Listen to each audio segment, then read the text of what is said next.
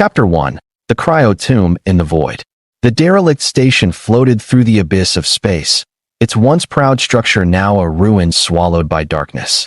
It was a monolith to a forgotten time, its origins shrouded in the depths of history, a relic of an age so ancient that even the most advanced civilizations had long since ceased to remember it. The station's exterior, once sleek and gleaming, was now pitted with the scars of millennia, battered by micrometeorites and cosmic radiation. Faint blue light pulsed intermittently from its core, like the dying embers of a fire, the last vestiges of a power source that refused to be extinguished. It had no beacon, no signal, nothing to announce its presence in the void, and perhaps that was intentional.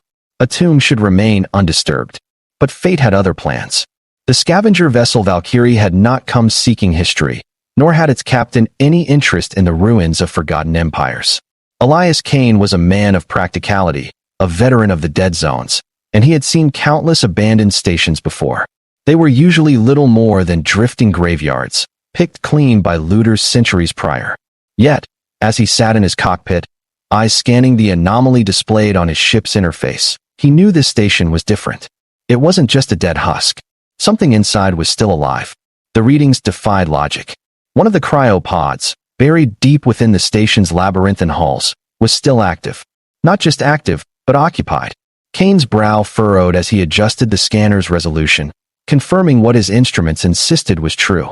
The pod's power source was ancient yet stable, its systems humming faintly beneath layers of dust and ice. Against all odds, it had preserved its occupant for what the ship's AI estimated to be over 1,000 years. Such technology wasn't just advanced, it was miraculous. The implications sent a shiver down Kane's spine. Whoever or whatever lay inside that pod wasn't just a relic of history. They were a survivor of a forgotten past, entombed in ice, waiting. A lesser man might have ignored it, left the station to drift undisturbed. But Kane was no stranger to risk. Fortune favored the bold, and in the lawless expanse of the void, fortune was often the difference between survival and oblivion. With a flick of his wrist, he activated the ship's docking protocols, sending automated drones ahead to assess the station's structural integrity. The response was sluggish, an ancient system struggling to react to a presence it had not registered in centuries. Yet, after a long pause, the docking clamps engaged, and Valkyrie latched onto the station's airlock with a deep, metallic groan. The interior of the station was as cold as death. Kane's boots echoed against the frost-coated floor, the weight of silence pressing down on him like a physical force. His suit's internal sensors displayed dangerously low temperatures, the air thin and stale, filled with the remnants of a civilization that had long since turned to dust. Lights flickered in the darkness, their dying glow casting ghostly shadows along the corridor walls. The air was filled with the scent of corrosion, the metallic tang of a place untouched by life for centuries. His gloved fingers traced over a control panel as he passed, wiping away a thick layer of frost to reveal alien symbols, their meaning lost to time. He made his way deeper into the station, his path guided by the weak but persistent signal of the active cryopod. The corridors twisted in impossible ways, remnants of a design philosophy foreign to human understanding. The walls pulsed faintly, as though the station itself were alive, its ancient systems whispering in a language of blinking lights and static-filled murmurs. More than once, Kane felt the eerie sensation of being watched, though his scanners detected no other life forms. Perhaps it was paranoia, the mind playing tricks in the darkness. Or perhaps something else lingered here, unseen. The cryo chamber was vast, its ceiling lost in shadows. Rows upon rows of pods lined the walls, their glass exteriors frosted over, their occupants long since perished. The life support systems had failed millennia ago, leaving only frozen corpses as testament to the station's forgotten inhabitants. Yet, in the center of the room, one pod remained untouched by time's decay. Kane approached cautiously, his breath fogging against his helmet's visor as he wiped the ice away. She was beautiful. Even in the cold embrace of cryostasis, there was an ethereal quality to her, a stillness that felt almost sacred. Her features were sharp yet delicate, her skin a shade too pale for any human, her hair cascading like strands of silver caught in moonlight. Symbols, unreadable yet strangely familiar, were etched into the metal frame of the pod. His gloved fingers traced them instinctively, his mind racing with questions. Who was she? How had she come to be here, preserved when all others had perished? What secrets did she hold, locked away in the ice of 1,000 years? A single command appeared on the pod's interface, blinking weakly as though pleading for release. Manual override required. Kane hesitated. There was no telling what would happen if he disengaged the cryo systems. The station was barely operational, its power reserves dwindling by the second. Yet, something in him, something deeper than logic, older than reason, compelled him forward.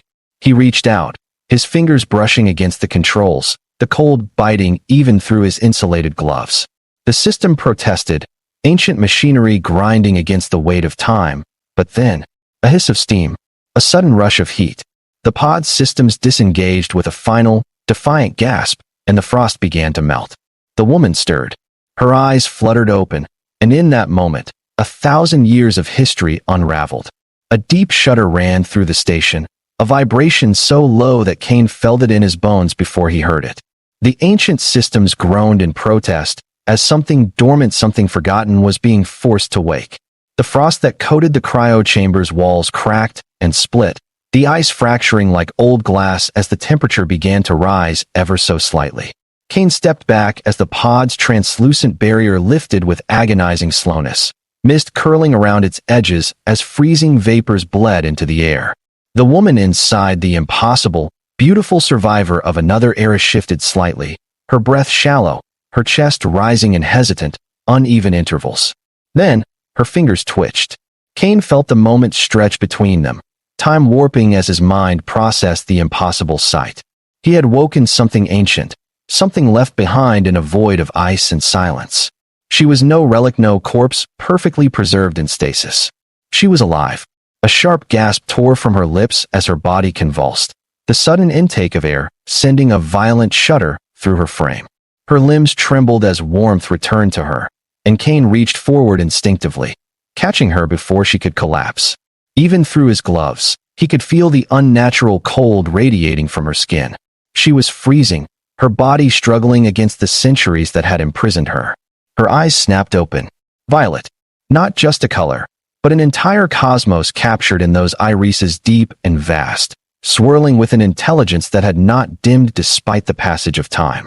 There was something alien in her stare, something regal yet uncertain, as though she was trying to recall a world that had long since faded into myth. Her gaze flickered around the chamber, unfocused at first, then sharpening with something between fear and recognition. Her lips parted, but no words came. She tried again, her throat working, the effort causing another tremor to rack her body. Finally, she managed to form a sound, a syllable, something in a language Kane couldn't begin to understand. It was melodic, strange yet deliberate, and it carried the weight of history itself. I don't understand, Kane said softly, his voice barely above a whisper. Her head turned toward him, her expression unreadable. Slowly, painfully, she attempted to sit up, her muscles weak from disuse. Kane helped her, guiding her as she steadied herself, though she never took her gaze off him. For a moment, there was only silence between them, the kind of silence that spoke of ancient things waking, a forgotten past clawing their way back into the present. Then, the station's systems roared to life. Lights that had remained dim for centuries flared violently, the deep hum of machinery filling the chamber as if the station itself had sensed her awakening. Kane's wrist console flickered with urgent warnings, displaying a surge in energy readings that should have been impossible. Power was returning, flowing through the station's veins like blood in a long-dead corpse. And then far off, in the bowels of the structure, something else stirred. Kane turned sharply, his instincts screaming at him. The station had remained silent for 1,000 years, a tomb without visitors. Yet now, something had changed. Something had been set in motion the moment he laid his hand upon the cryopod's controls. He looked back at the woman. Her breath had steadied, her strength slowly returning. And though she had yet to speak in words he could understand, he saw something in her gaze that sent a chill down his spine. She knew what was coming, and she was afraid. Chapter 2. The Awakening of a Forgotten Queen.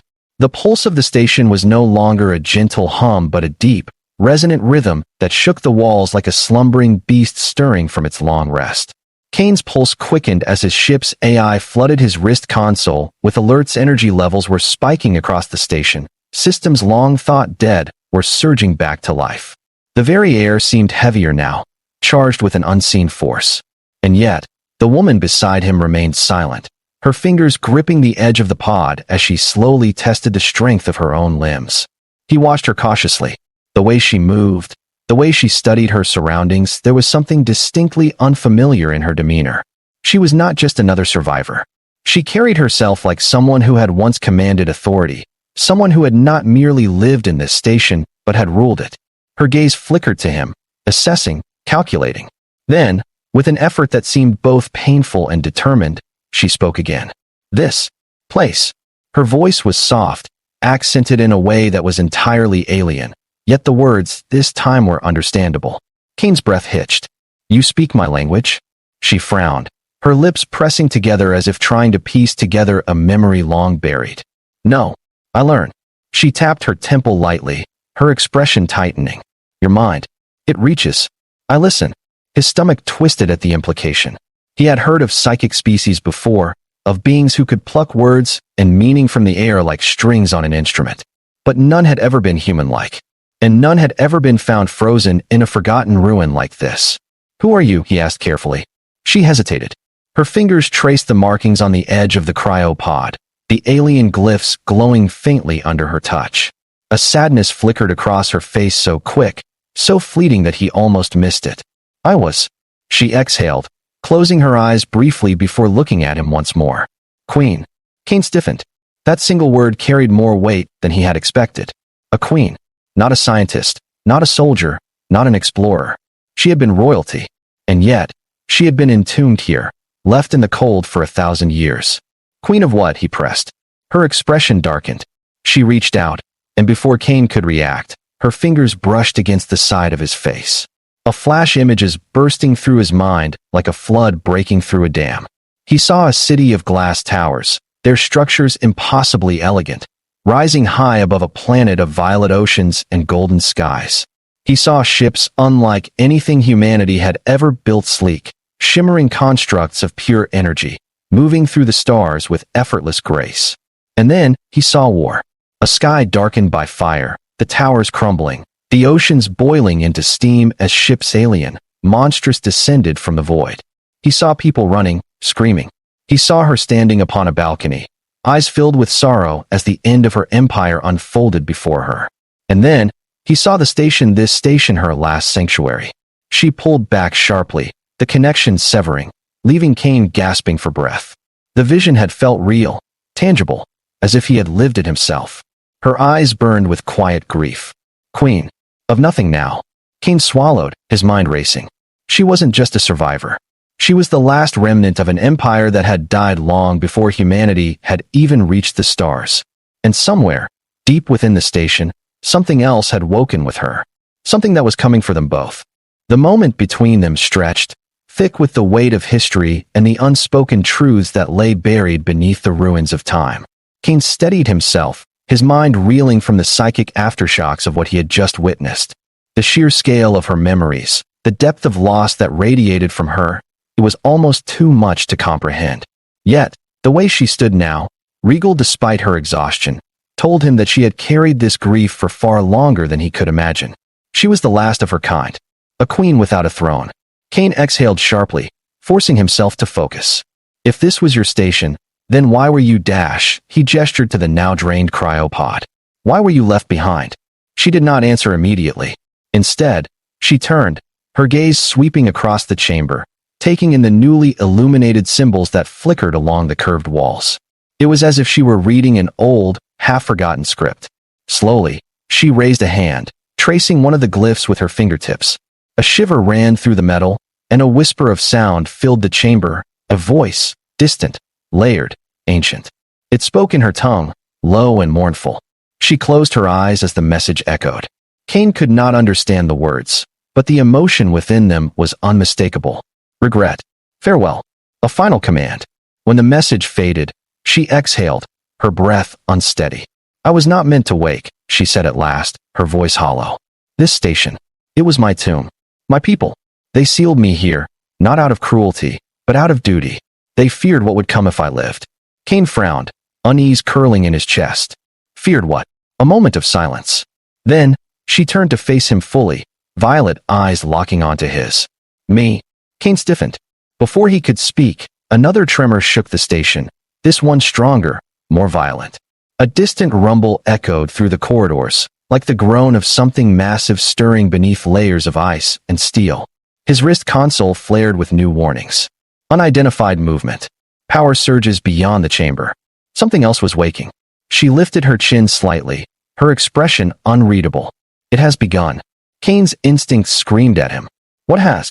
She did not look at him as she stepped forward, her bare feet making no sound against the frozen floor.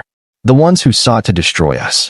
Her voice was distant, as though she was remembering something long buried in time's dust. They were relentless. They did not come for conquest. They did not come for resources. They came to erase us. Kane's stomach twisted. And they succeeded. Yes. Another tremor. Closer. She turned to him then, and for the first time, there was something new in her eyes, not sorrow, not resignation, but resolve. They must not succeed again. Kane clenched his jaw. He had come here as a scavenger, a wanderer looking for relics of the past. He had not expected to awaken the last queen of a lost civilization. He had not expected to find himself caught in the echo of an ancient war. And yet, as the station roared back to life around them, as the weight of an entire lost empire settled on his shoulders, he knew one thing with certainty. There was no turning back now. Chapter 3: The Return of the Exiled. The corridors of the station pulsed with newfound energy, the dim, flickering lights now burning with a renewed, almost furious brilliance. The icy walls, once draped in silence, trembled with the hum of awakening machinery. Power that had been dormant for a millennium surged through circuits and conduits, illuminating pathways that had long been forgotten by time. Kane gritted his teeth as he moved swiftly beside the queen, his mind racing to make sense of what was unfolding. She walked with a purpose now, her movements surer, stronger. Though her body had only just been freed from the grip of cryo sleep, her presence alone seemed to command the station's response. The glyphs that lined the walls brightened as she passed, each one reacting as if recognizing its long-lost master. Kane tapped his wrist console, pulling up a hollow display of the station's layout. "Something's moving below us," he said, his voice tense. "Fast. Whatever you woke up, it's not just this place, it's something else." The queen didn't slow. "Not something," she corrected, her tone calm but edged with certainty. "Them." Kane's gut twisted. "The ones who wiped out your people." She gave a single nod. The deeper they went, the more the station revealed its secrets.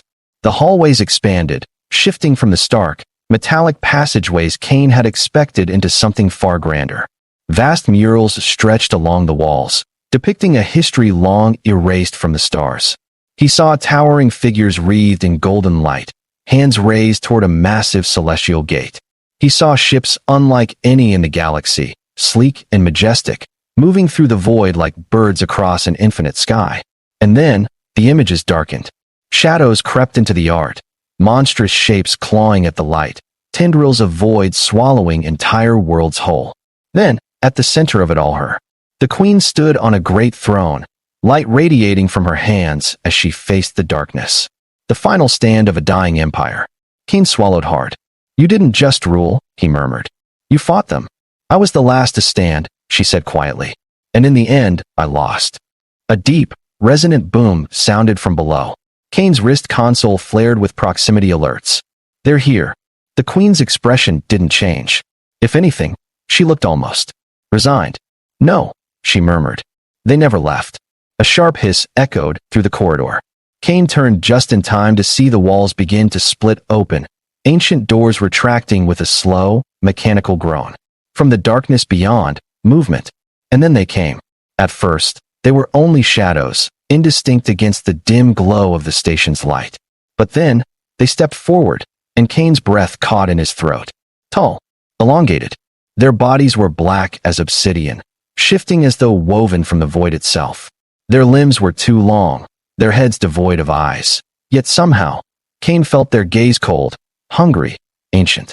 The queen stepped forward, placing herself between them and Kane. Her posture did not waver. "They are the architects of annihilation," she said, her voice unwavering. They consume my world. They will do the same to yours. Kane clenched his fists. Not if we stop them. For the first time, a ghost of a smile touched her lips. Then fight beside me, human, she said, raising her hand. The station's walls shuddered once more. And from the depths of the ancient ruins, weapons long buried in ice began to rise. The war that had ended 1,000 years ago was not finished after all. It had just begun again. The first of the creatures lunged, its body a writhing mass of darkness, its form barely bound by the thin veil of reality. Kane barely had time to react before the queen raised her hand, and the air itself twisted. A sharp hum filled the corridor, followed by a burst of energy that struck the creature mid-leap, sending it hurtling back into the shadows. Its screech was unearthly, a distorted wail that echoed off the ancient walls like the dying song of a star. Kane moved on instinct, drawing his pulse pistol and firing into the advancing tide. The bright blue bolts of energy streaked through the air, hitting their marks, but the creatures barely flinched. The shots burned holes into their shifting bodies, yet the wounds sealed almost instantly, the darkness pulling itself back together like liquid shadow. They're not dying, Kane shouted, gritting his teeth as he backpedaled. They cannot be killed by your weapons, the queen answered calmly, stepping forward. She spread her hands, and the glyphs along the walls flared to life. A soft, resonant chime filled the air, a harmonic frequency that sent ripples through the station itself. The creatures recoiled, their movements faltering as the very structure around them seemed to reject their presence. The queen closed her eyes, her lips parting as she whispered something in her lost tongue. The effect was immediate. The station responded, light pouring from the walls, coalescing into shimmering tendrils that lashed out at the intruders. The creatures screamed, their forms unraveling like mist in a solar wind. They retreated, vanishing into the deeper corridors, but Kane knew this was not victory. They will come back, he muttered. They always do, the queen replied. She turned to him, and for the first time, he saw something in her expression beyond grief determination. But this time, we will be ready. Kane exhaled sharply, holstering his pistol. Tell me there's a way to fight them. Really fight them. There is, she said, motioning for him to follow. But it will require more than your ship and your weapons. Kane followed her deeper into the station, past corridors lined with murals that depicted her people's last stand. The station was awakening, its dormant power returning in pulses of light that guided their way. Eventually, they reached a vast chamber, its ceiling arched and adorned with the same alien script that had covered the cryopod. At the center of the room, encased in crystalline stasis, was a weapon. No, not a weapon. A ship, unlike anything Kane had ever seen. Sleek, elegant, and humming with latent energy, it was suspended in the air, held by gravity fields that had remained active despite the passage of time. The hull shimmered, a fusion of metal and something more, something alive. This, the queen said, stepping forward, is the last warship of my people. Kane felt his heart pound. Can it fly? She turned to him, violet eyes gleaming. It was waiting for me to return. Chapter 4. A Throne of Ice and Fire. The chamber thrummed with power, the warship responding to the queen's presence as if recognizing its rightful pilot. Its sleek form pulsed with energy, a dormant beast stirring in the presence of its master. Kane approached it cautiously, running a hand along its smooth surface. The material beneath his fingers felt unlike any metal he had ever encountered, warm, almost organic, as though the ship itself was alive. The queen placed her palm against the hull, and at her touch, the ship reacted instantly. Symbols flared to life, spreading across the surface in radiant gold. The gravity field dissipated, and the vessel lowered itself to the ground with a whisper of motion, its engines humming in anticipation. Kane let out a slow breath. Please tell me you know how to fly this thing. She cast him a wry glance. I was its creator. Of course, she was. The chamber walls trembled again, this time with urgency. The creatures were returning, their presence an oily, suffocating force pressing in from all sides. The queen turned toward the warship's entrance, gesturing for Kane to follow. We have little time, she said, stepping onto the ship's platform as the hull opened to welcome her. Kane hesitated only a moment before following, the reality of what was happening settling into his bones. He was about to take part in something far greater than any salvage mission, something that had begun long before humanity had even reached for the stars. The interior of the warship was as breathtaking as its exterior. The walls pulsed with soft luminescence, responding to their presence. The controls, unlike anything Kane had seen, were streamlined and fluid, shifting subtly as the Queen approached. She moved with familiarity, placing her hands on the central interface. The ship came to life. A low, resonant hum vibrated through the floor as the vessel's systems engaged. Holographic projections flared to life around them, displaying the station, the enemy's movements, and the vast void beyond. Kane barely had time to strap himself into the co-pilot's seat before the ship lifted off the ground. Outside, the creatures howled in fury, their forms twisting and stretching as they lunged toward the rising vessel. But the ship was faster. The moment they breached the chamber's entrance, the warship responded.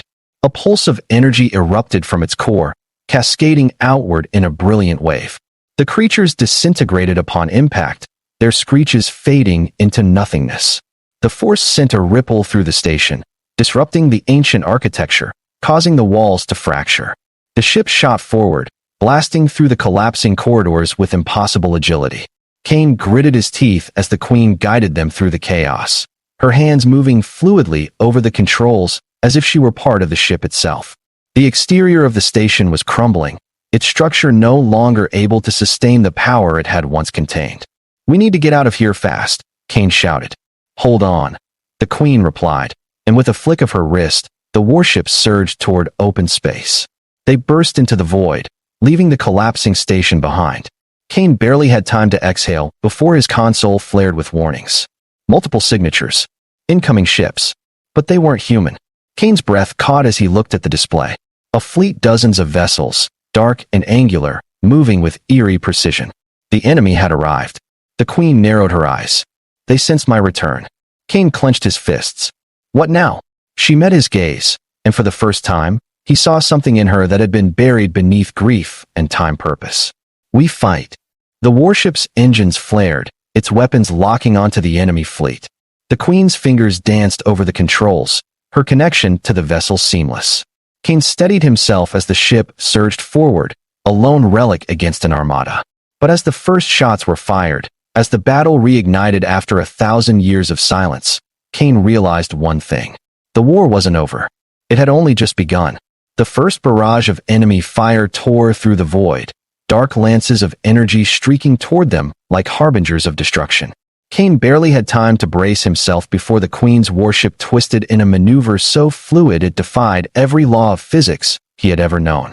The enemy's shots missed by mere inches, streaking past them into the abyss. Kane's fingers tightened around the co-pilot's controls, but the Queen moved as if the ship was an extension of herself. Her violet eyes gleamed with unshaken focus, her hands gliding over the interface as the vessel responded in kind. This wasn't just a ship, it was something more, something living, something bound to her through the echoes of an empire long gone. The enemy fleet adjusted.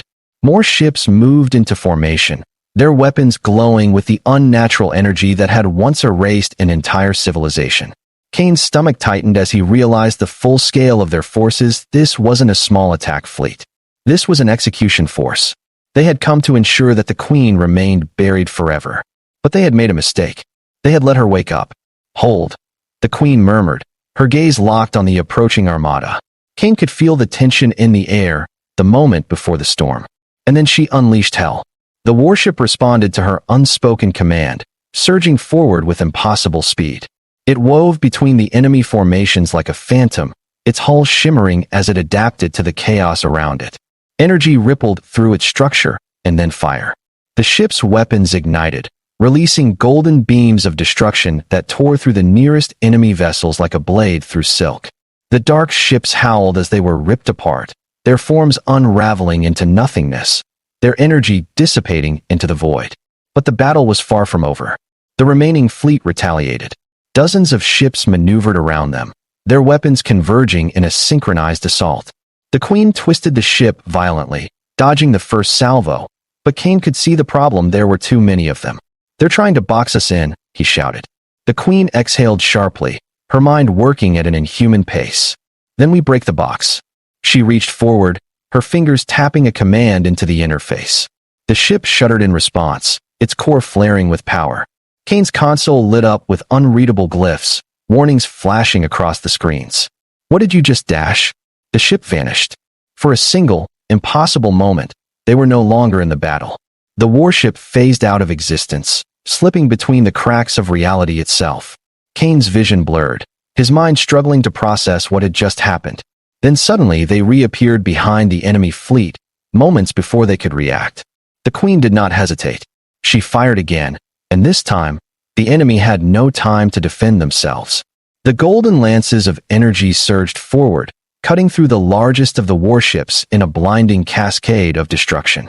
Shockwaves rippled through the fleet, breaking their formation, throwing them into chaos. One by one, the ships fell.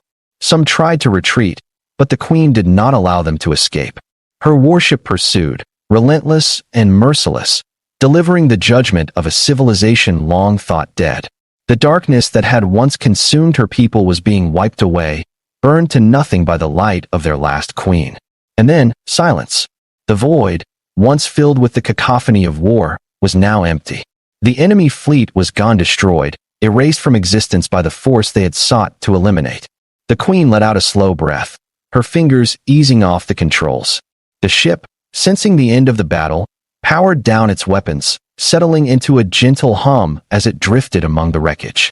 Kane exhaled, running a hand through his hair. You just dash, he shook his head in disbelief. You just ended them. The Queen did not look triumphant. If anything, there was sadness in her gaze as she stared out into the void. They will return, she murmured. They always return. Kane studied her for a moment. He had seen many things in his time as a scavenger: ancient ruins, lost technology, the remnants of forgotten wars. But never had he seen something like this. Never had he stood beside a queen who had been frozen in time, only to awaken and reclaim the battlefield as if she had never left it. What happens now? He asked quietly. She turned to him, and for the first time since she had awakened, there was something else in her eyes: hope. We rebuild, she said. Kane let out a slow breath, glancing out at the wreckage. A graveyard of a war long past, now avenged. He looked back at the Queen, at the last remnant of an empire lost to time. And he made his decision. Then I'm with you. A small smile touched her lips. Then let us begin. As the ship turned toward the stars, leaving behind the ruins of the past, a new era began, one where a queen without a kingdom and a scavenger without a home would carve a new path through the void. Together,